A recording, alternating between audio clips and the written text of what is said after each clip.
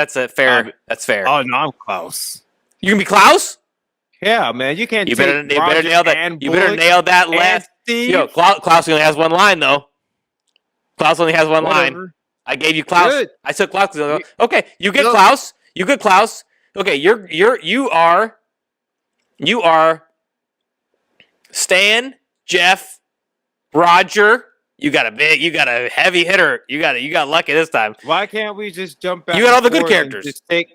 Why can't we just jump back and forth by dialogue? I think we gotta do it. Okay, you want to do that? Okay, we can do that.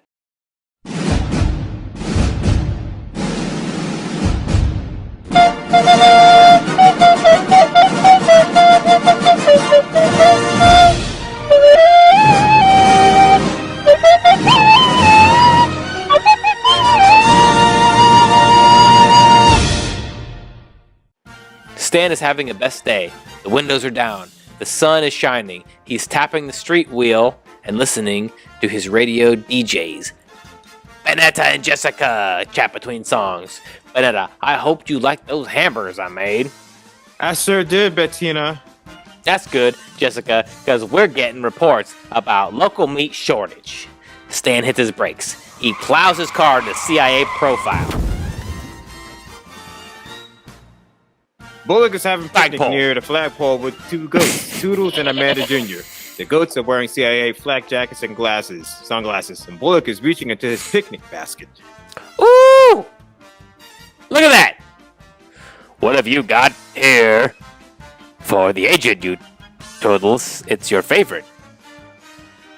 The flagpole falls between them. They scatter. Bullock gets up, dusts himself off. Bullock takes out his phone and dials. Split screen, interior, CHQ, front line. A bunch of other stuff happens. He's talking to somebody. Bullock. Yes. Tyrion. It happened again. There's a long dramatic pause. I understand. He hangs up. Vietnamese flagpole victory night. Factory night.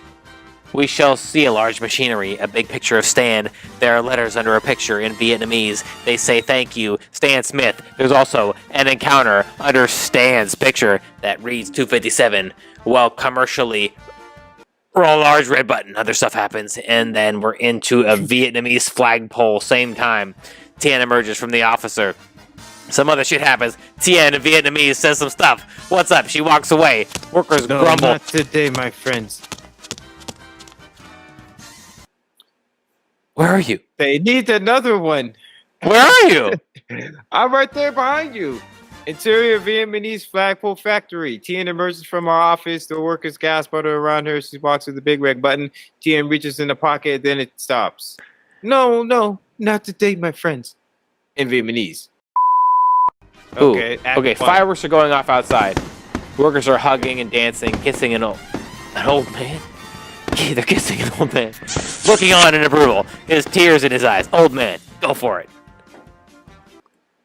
I'm not Francine. Old man, we're an old man. I thought you said we're skipping all that part. I'm the old man. If not for Stan Smith, our business would have survived. These lean times, and my daughter would not be the success she is today. Tien breakdancing. Do a move that's not been seen. Fits 1981. Act 1. Interior. Stan Smith's house. How many fucking goddamn directions are there going to be? Francine talks! I'm Francine. Excuse me. Stan and Roger and Haley and Jeff Klaus are sitting at the kitchen table. Francine using her blender. She pours the contents of it into her glass and she looks at Stan. Roger is dressed like Matthew McConaughey. What a fucking cool guy. From the first season of True Detective. Fuck yeah, dude. Ratty hair, mustache, white undershirt, blue collared tuck, shirt underneath it, over it, smoking a cigarette. Drinking a beer, Francine says. I know what you miss, meat, honey, but it's not all bad. Try this. What is it? It's a magic potion.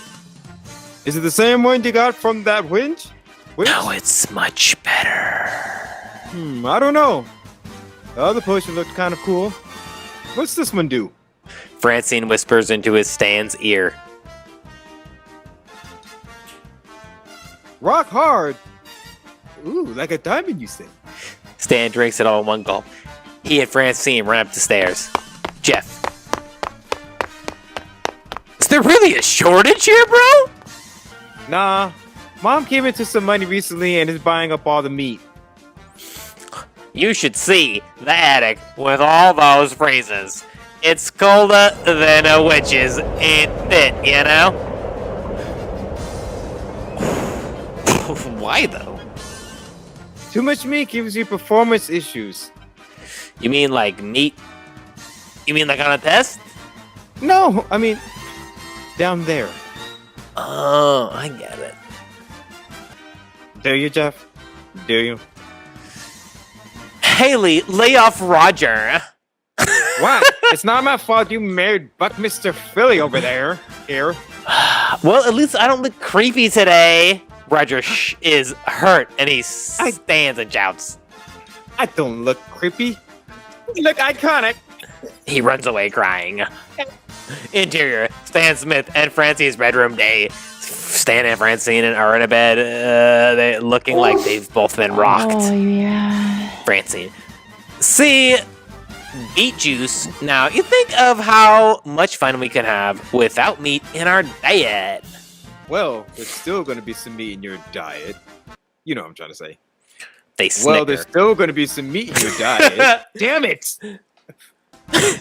They snicker. You know, I'm going to miss you while I'm away. Don't get into too much trouble. What trouble can I get into? I don't know, but sometimes you get that look in your eye, like a kid in a poodle costume about to hump their mattress for the first time. Stan coughs. As if wanting for someone to enter the room and say something funny. I said, like a kid in a poodle costume about to hump their mattress for the first time. There's a pause. Stan reaches under his pillow, and he takes out the script for today's episode of American Dad. Maybe they cut the lines. No, I know it's there. He reaches over to his nightstand. Steve enters, dressed as a poodle, and then shouts, "Stop kink-shaming me!" What? Let me see that.